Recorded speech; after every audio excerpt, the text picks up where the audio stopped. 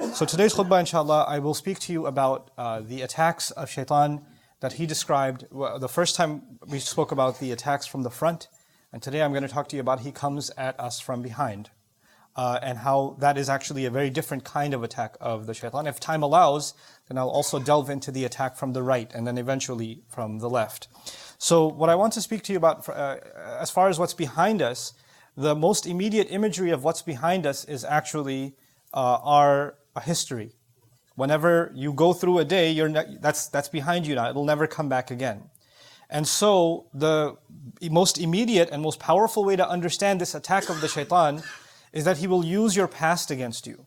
He'll use what you've gone through in life, the experiences you've had, the things that you've lived through, and he will manipulate those experiences. Because in some sense, in some psychological sense also, we are the sum of our experiences. Every experience you and I go through affects us in some way. It impacts the way we think, it impacts our emotions, maybe it even affects our future decisions. Somebody who gets into a car accident, the way they drive changes. The same way when somebody gets, has a bad relationship with a friend or something, falling out with a friend, the way they interact with them afterwards changes. So experiences affect the way we make future decisions.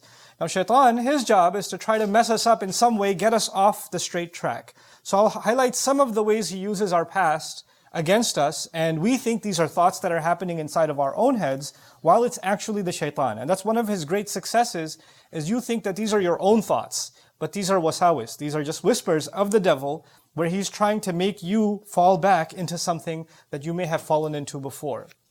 One of the ways that he does that is that maybe, for example, you used to be a better person. Maybe you used to be more diligent with your prayers. Maybe you were more observing of, if Allah forbade something, you stayed away from it. And if Allah said this is allowed, and that's the only thing, you were content with that.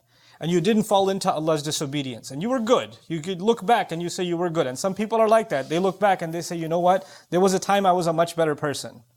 I'm disappointed with myself now. I remember the time when I used to stand in prayer and I used to cry. I don't know the last time I've shed a tear. Or I used to feel so much connected to Allah. I used to just kind of do dhikr all the time. I used to make the dua for coming into the house or leaving the house or going into the restroom or coming out of it. Or I used to just have every excuse to remember Allah. I used to be much kinder with my words. Now I use foul language. I use bad words against people. I lose my temper. I speak about people. I backbite. I've developed all these habits. I didn't used to be like this. But I was a much better person. So there's one thing to compare yourself to somebody else, but even when you compare yourself to yourself, some people were in a much better place before. And so shaitan says, well, that part of you is dead. That's gone. That's never coming back. Listen, that's over with. This is who you are now. And he'll make you almost give up on yourself. While the reality is that if you were capable, if Allah made you capable of living a certain way and living by a certain standard, and you upheld it, you were able to do it, then that actually means that you will forever be capable. That's actually proof to yourself. It's one thing that you never accomplish something. You were never able to accomplish something. And you say, well, I can't do it. Well, maybe there's some truth to that. Maybe you haven't even tried. Or maybe I can't say for sure that you're capable. But you lived by something. You had certain capability. You were doing better. Now it's known that you have that, you possess that in you, that faith in you, that strength in you. And so shaitan wants you to convince you that you no longer have that capability because of whatever experiences you've gone through or I've gone through. Now we will never go back to who we were again. At least in our spiritual sense, we can't go back. Now understand something. Emotionally, maybe you can't go back. Emotionally, when somebody's scarred, maybe they're changed forever and that's okay. That's life. That happens. Maybe if somebody, the loss of a child is not something easy to get over, for example. So there are kinds of trauma or kinds of experiences that maybe our entire lives will be chipping away at trying to heal, and we may never get there. But shaitan uses that to mess you up not emotionally but spiritually, to mess with your connection with Allah, and to basically get you to say, well, you know what? You've gone through these experiences, so what's the point of prayer? The prayers no longer count. And so that's one kind of attack the shaitan uses against you and me, is to make you lament, make you think back with regret about better days that are never going to come back for you. The other thing shaitan wants you to do from behind is, bad experiences that you had, and you start questioning, why did this happen to me? right? You and I have gone through terrible experiences in life. This is a part of life. Allah created this life as a trial, and every one of us has different kinds of trials, and some of those trials are not easy. And when you think about what happened, it's very painful. And it can be paralyzing. It can be something that you're overwhelmed, almost reliving the event that occurred in the past. And one of the things Shaitan wants is to keep you there, to keep you thinking about the past, to keep you thinking about what happened, and keep questioning, why did this happen to me? Why did this happen to me? Why did this happen to me? Maybe I deserve it. Maybe I'm cursed. Maybe I'm no good. This is why Allah is angry at me. This is why He made this happen to me. And so you live in that moment that happened some time ago that Allah actually brought you out of. But Shaitan doesn't want you to come out of it. He wants you to stay in that hopelessness because he wants you to be convinced, like he's convinced, that Allah has no hope for him, or that he's hopeless case. There's no turning back for him, or that Allah hates him even. So people will develop, you and I might develop, because we're thinking about that event all the time, not just anger towards people who hurt us, but even towards Allah. Like, why did He let this happen to me? Why did He do this to me? I didn't deserve it. And so when you think about the kinds of experiences that prophets went through, alayhimu salatu wassalam, you'll appreciate something. The prophets Allah talks about in the Quran are, in so many cases, people that had such difficult lives. They had such, even before they became prophets, they had extremely, extremely difficult lives. Think about the life of our own messenger, sallallahu alaihi wasallam, whose parents die in childhood, right? Who goes through, one care to another care to another care, and every time he has somebody that is basically taking care of him, they pass away, and he's passed on to someone else, and he's passed on to someone else. How difficult is that for a child? How difficult is it for a parent to lose their child? Our messenger experienced losing children, sallallahu alaihi wasallam. And the thought to come, why did I deserve that should happen to me? Or why did my child deserve to die like this? And every time you see somebody else's child healthy and running around, it reminds you of the child that you don't have anymore. That sort of thing. So these are the kinds of pains Allah put even prophets through, alayhimu salatu wasalam. The reason I'm saying that is for you and me to know that these pains that we experience in life are not a proof that Allah has cursed you, or Allah is angry at you, or you're going through bad experiences because Allah is mad at you and Allah is punishing you for something. That's not the case. Some of the best people that ever lived had very difficult lives, had very hard times. And it's not because Allah doesn't love them. So this life was made with trials, with difficulties that we have to learn to navigate. Shaitan wants us to believe everything that happens to us, somehow figure out a way to blame Allah for it. Figure out a way to blame Allah. Why? Because that's what he did. فَبِمَا أَغْوَيْتَنِي. He blamed Allah. When he refused to do sajda and he was cast out, he blamed Allah immediately. That's where he wants you to get to. And so he uses that past bad experience, that painful experience, to try to pull you away from Allah also. Another way he uses your past is that he will, maybe some of us, we lived a life of sin before. Maybe you had friends or, relationships that were leading you down a road of sin, that you kept falling in and falling in and falling in. And you figured out a way to make tawbah to Allah, and you cut off those friendships, and you cut off those relationships. Whether those people are, their judgment is with Allah. But you for yourself, you decided that those people may not be evil, but I know that when I'm in their company or when I'm around, then I fall into evil. So I'm going to try to protect myself, and I'm going to pull away as much as I can and try to fix myself with Allah. You will know in your personal life who those people are. And maybe you had people like that in your life that were pulling you into sin, whether they realized it themselves or not. And maybe it's not even their fault, maybe it's your own weakness. But since you recognize that, you say, you know what? Every time I've tried, I've fallen back into sin. I'm going to discontinue some of these relationships, not because I hate these people, not because I'm better than them, not because, I want them to suffer, but because I want to save myself. I want to pull myself away. And when you pull yourself away, Shaitan will come and say, hey, don't you miss the old friendship? You don't miss those guys? You don't miss her, man? You don't miss this? You don't miss that? And he wants you to pull back. Go back. Go back. Go back. The same way some people left sin. Literally sin. They left drinking. They left drugs. They left adultery. They left fornication. They left evil deeds. They walked away from them. They changed. But sometimes the devil comes and triggers you and says, hey, you're going through a hard time. Just one time. Just go back. Not forever, but come on, you had a hard week. It's been a tough month. You've gone through a lot. Just go back just a little bit. And you know what that used to be like.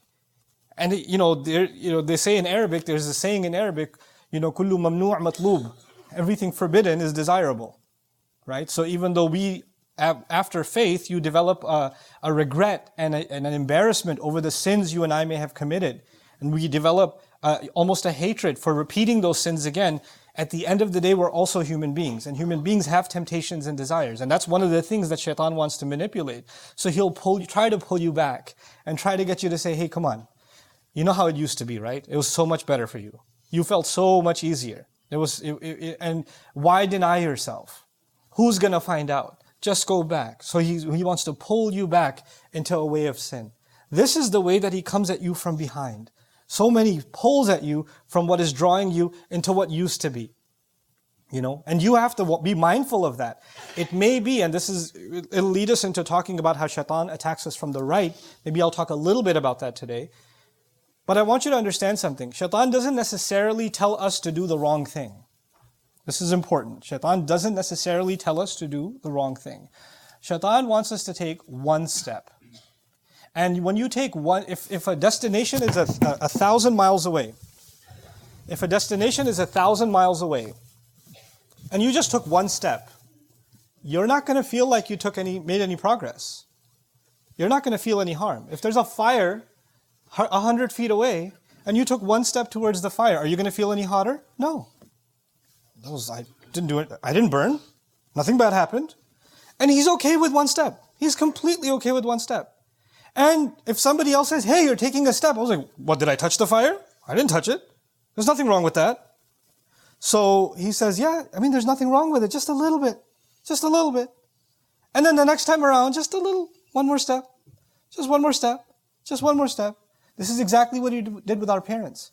The entirety of Jannah, the size of Jannah, is greater than the skies and the earth. عَرْضُهَا السَّمَوَاتُ وَالْأَرْضِ. The real estate size of heaven is the entire skies and the earth combined. All of it combined. And Jannah is called Jannah because the Arabic word Jannah means covered in green or covered in trees. So all of heaven is covered in endless trees. Now think about this. How many trees were forbidden? One. In an endless universe of trees. So even if that one tree is forbidden, staying away from it would be pretty easy because it would be hard to find because it's one tree in trillions and trillions of trees. And yet shaitan gets them to take one step, then another step, then another step, one step at a time. He won't come out and say, do haram. No. He'll mask it somehow. He'll mask it. And that leads me into at least introducing you to how the devil pulls us from the right. How shaitan gets us from the right. Understand, the first thing about the right that I'd like you to know is that the Arabic word right is used for good deeds. It's also used for honor and nobility. When somebody gives you their yameen, actually means their right hand, means they've taken a pledge or an oath. When people shake hands, the right hand, that means that they're going to honor their deal. And in many cultures, it's the right hand. As a matter of fact, when you go to court and testify, the fact that your testimony is good and credible is you raise your right hand. So the idea of the right hand in Arab culture and also other cultures is that of nobility, good deeds, doing things the right way, which is why on Judgment Day, we pray to Allah that we are people of the right hand. Ashabul Yameen. We're people of the right hand. So the right is associated with good. Similarly, the angel that you know about documents our good deeds on the right. So the idea of the right is associated with good, which is confusing because the devil is trying to attack you from the right. You would think the devil would attack you from evil deeds. But what Allah is saying is the devil's actually going to try to attack you and me from good deeds. What in the world does that mean? There are lots of ways that he does that. I will introduce you to one of them today, inshallah, and we'll call it a day because I don't want you to I want you to keep some of these things present in your mind also. I could deliver lots of information to you, but I want you to be able to retain these things and spend time this week thinking about them. My hope in these khutbahs, as we go through these ayat of Surah Al-A'raf, is that we consciously think about what this means in our lives. You consciously, this is what the devil does. How does he do that in my life? This is what he talked about here, what Allah told us here. Well, how does that apply to me? And the way it applies to you may not be the way it applies to the person sitting next to you. The person even in your family. It's different for you and it's different from someone else because he studies each of us separately. He attacks each of us separately. So from the right, just one thing that I want to highlight to you, and inshallah we'll talk about more next week, inshallah ta'ala, is that he comes at us, Allah says, وَزَيَّنَ لَهُمُ الشَّيْطَانُ أَعْمَالَهُم. That shaitan beautified their deeds to them. This is one of the scariest ways he comes at us from the right. We came and prayed. That's a good thing. We did a good deed. People go to do Hajj. That's a good thing. People fasted. That's a good thing. These are good deeds. Somebody gave charity. That's a good thing. You help somebody. That's a good thing. But when you start thinking that your good deeds are absolutely accepted by Allah and you're all set, you have nothing to worry about now because you've done good deeds. Because you prayed, so you're a good person. Man, all those people who don't pray, I feel sorry for them. Because you're now in a better position because you did something good. And that he starts gassing you up with your good deeds. And he starts filling you with this false image of yourself that because you've done so much good, clearly you're amazing. Clearly Allah loves you. And you're so much better than those people who don't do those good deeds. Now these good deeds, the purpose of them, every time we do something good for Allah, I want you to remember just one example, and that is of Ibrahim alayhi salam. Ibrahim alayhi salam did one of the most amazing deeds ever done. He built the Kaaba. And think about that. Every time somebody prays, he gets a part of that reward because we pray towards the Kaaba. So since its construction, just like, people who help build this place, anybody who prays here, they get a reward. They get a piece of that. Anybody who prays in any masjid, anywhere on earth, every time they pray, a piece of that reward goes to Ibrahim alayhi salam. It's incredible, the deed that he did. And you know what? When he was building the Kaaba with his son, and this is one of the most amazing deeds. If you want to talk about a deed that you did, which means you're set. I mean, your count of good deeds the commission is incredible. It's incredible. As he's building the Kaaba, you know what dua he made? He asked Allah, رَبَّنَا تَقَبَّلْ مِنَّا إِنَّكَ أَنْتَ السَّمِيعُ الْعَلِيمُ. Our Rabb, our Master, please accept from us. Please accept from us. As though he's not confident that this is good enough. Maybe one brick didn't go in the right place. Maybe my intention wasn't as pure as I need it to be. Maybe Allah is not pleased with maybe I got a little lazy here or there. He's questioning himself. He's not confident, Ya Allah, thank you for giving me this honor. Now that I'm set, I can be on vacation. No. There's no such thing for him. He didn't lay back and become complacent because he's doing good things. He's worried and he's begging Allah, Ya Allah, please accept from us. When you and I pray Jumu'ah, at the end of that prayer, how confident are we that the angels documented a perfectly executed prayer? Or did our mind go somewhere? Did our phone, buzz for a second and our mind went somewhere else? Or we were thinking about 20 different things when we were praying. Or we were, jittering and bothering somebody else when we're praying. We do all kinds of things when we're praying. How imperfect are our prayers? For you and I to think, man, I went to Jummah. I got there even before the adhan. What's up with that? That's like, I should get VIP tickets to Jannah. Because, seriously, I pulled it off. That's not the attitude. That's not the attitude for fasting or Hajj or any act of worship or any good deed. Don't remind yourself of the good you and I have done. Remind yourself, and I remind myself, to beg Allah to accept whatever we've done. That's what Shaitan doesn't want. He wants us to think we're all good. Now that you did a good deed, you're set.